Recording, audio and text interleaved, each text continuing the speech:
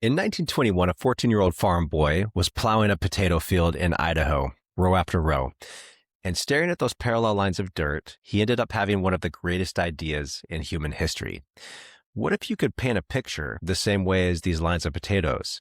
One line at a time, top to bottom, so fast that the eye sees the entire thing as one moving image. That idea became the television. His name was Philo Farnsworth, and a few years later, he built it, the first working electronic television in history. He invented it, he patented it, and then he took it to market. By any honest accounting, he was the father of the television, but you've probably never heard of his name. And that's because at the same time, there was also a man named David Sarnoff who ran one of the biggest corporations in America. Sarnoff took Farnsworth's invention, stamped his own company's name on it, and then told the entire world that they had created the television. Farnsworth fought with him in court for years over the patents, quietly waiting and hoping for the win. In the meantime, David Sarnoff was taking all the credit and marketing his company as the creator of the television. Farnsworth thought that eventually he would win and people would find out the truth. The problem was, by the time that he actually did win the patent battle in court, it was already too late. The world saw Sarnoff and his company as the actual inventor of the television. Farnsworth unfortunately died in debt, forgotten, his name known to almost no one, and Sarnoff ended up winning the century. Welcome to the show. Welcome to the Chad Durfee Show.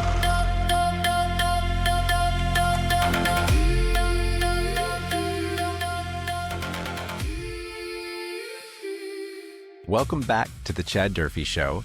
I'm Chad Durfee, and this is the show about the gap in the market between how good you actually are and how good the market perceives you to be. And I want you to sit with the Farnsworth story for one more second, because we usually take the wrong lesson from it. The easy lesson is that this was just highway robbery. You know the old story. Big corporation crushes lone genius. The system is rigged. It's not fair. And though there's truth in that, it lets everybody off the hook a little bit too easily, because it turns Farnsworth into a martyr, into a victim of bad luck, which he wasn't. He didn't lose to Sarnoff's lawyers. He actually ended up winning in the long run in court. However, he lost to the market. There was a canyon between how good he actually was, being the literal father and inventor of the television, and who the world actually believed he was, which at that time was nobody at all, because he never talked about it. And by doing nothing to close the authority gap, he just assumed that the work would eventually speak for itself, which it never did. Now, that gap is not a 1920s problem either. You might be experiencing one. Now, that gap is not a 1920s problem either. You might be experiencing one right now. If you were to rank yourself on a scale of 1 to 10 on how well your online presence represents the level you actually operate at, your true expertise and experience versus your perceived expertise and experience, where would you rank yourself? If you're sitting at a 7 or lower, which most people are, you're probably experiencing the authority gap, and you may be losing clients as a result and not even seeing it. Most people have never actually measured that gap. They've never named it. They've never fixed it, because oftentimes they've never known about it. So that's what we're going to be talking about today. The authority gap is the distance between how good you actually are and how good the market perceives you to be. And that's it. Those two numbers. Your real competence, number 1, your perceived competence, number 2. Because people don't usually work with the best, they work with who they perceive as the best. And the space between those two numbers might just be the most important measurement in your professional life, even though I bet you've probably never tried to measure it. In fact, most people spend their entire careers obsessed with the first number. They get certifications, refine their craft, put in 10,000 hours, get demonstratively, measurably better at the thing that they actually do. And all of that effort does go into the effort to raise real competence. However, almost none of their effort goes into the second number. And they just quietly assume that if the first number goes up, the second number is going to automatically follow. That if we get good enough for long enough, the recognition will eventually come and find us. But it won't. Those two numbers are not connected by some law of nature. They're two completely different projects.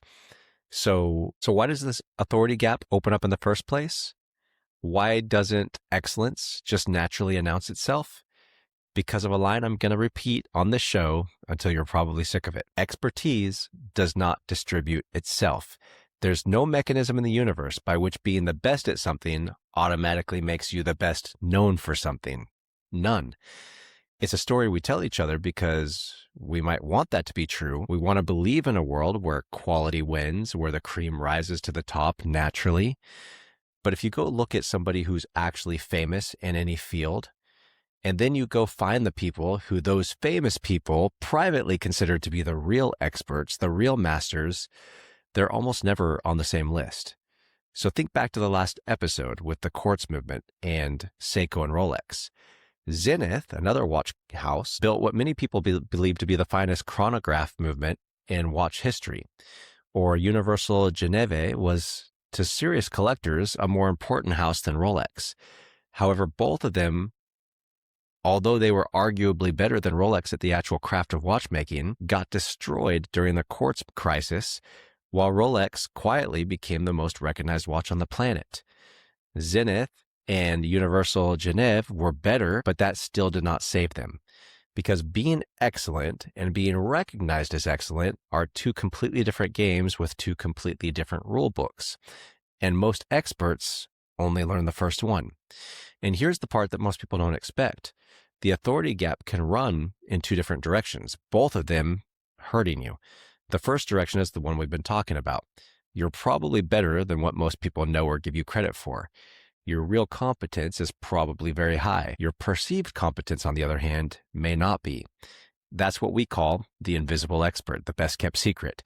And though it may feel noble, almost virtuous for nobody to know you because you're so busy doing great work to promote yourself, that gap is actually costing you. It costs you in the clients who went to somebody else because they found them first. It costs you in pricing power that you've earned but can't charge for. It costs you with the stage or the deal or the opportunity that went to somebody else with a better story or better positioning.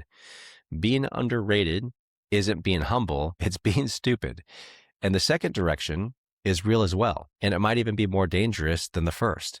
That's when your perceived competence runs ahead of your real competence. You've got the visibility, you've got the following, you've got the buzz, but maybe there's nothing underneath it. We call that the empty suit. In the short term, you might be getting all the clients. In the long run, especially in an age of unedited conversation where long-form podcasting and books and stages are where the real credibility is at, the moment somebody finally gets into a room with these empty suits, they learn of a perception gap between how good they thought they were and how good they actually are. So the goal is also, on the other end of this, not to inflate perception as high as it's going to go.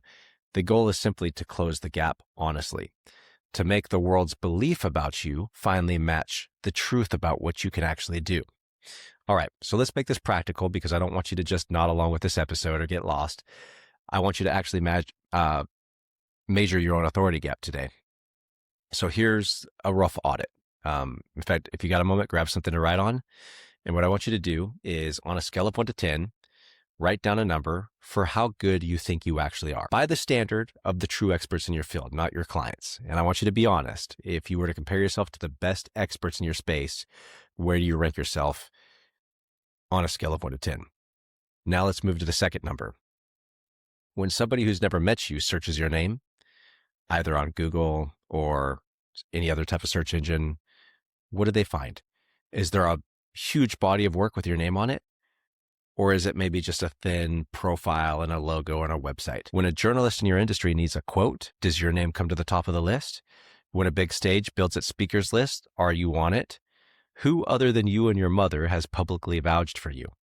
Add all of that up and you're going to get a gut-wrenching level score out of 10. That's your second number.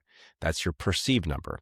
So your first number is your real number. Your second number is your perceived number. Now subtract the second number from the first one. If your real number, for example, is an 8, you're an 8 out of 10 expert, and your perceived number is a 3, the market just doesn't see you for how good you are, you now have a 5-point authority gap. And that is quietly costing you every single day.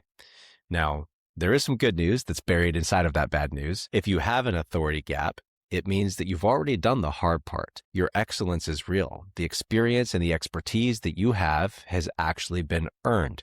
What's missing isn't more skill, it's more proof. And that's fixable. So I'd like to end this episode with a mental shift that makes all of this actionable. Getting better at your craft and closing your authority gap are two separate jobs. And you have to fund both of them separately, schedule them separately, and take them equally serious.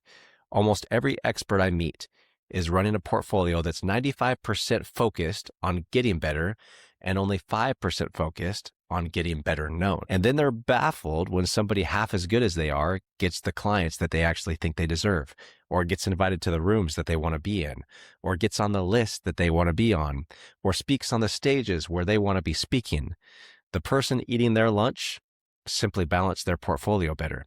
They kept getting good, but they also deliberately built the proof that let the market see how good they were getting.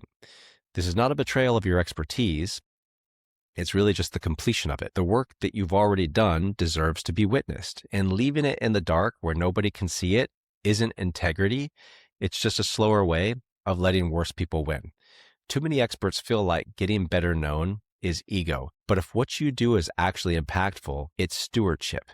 So this week, I want you to name your gap. Put an actual number on it, because everything else I'm going to teach you on this show, every kind of signal, every strategy, every potential marketing teardown is in service of closing that authority gap.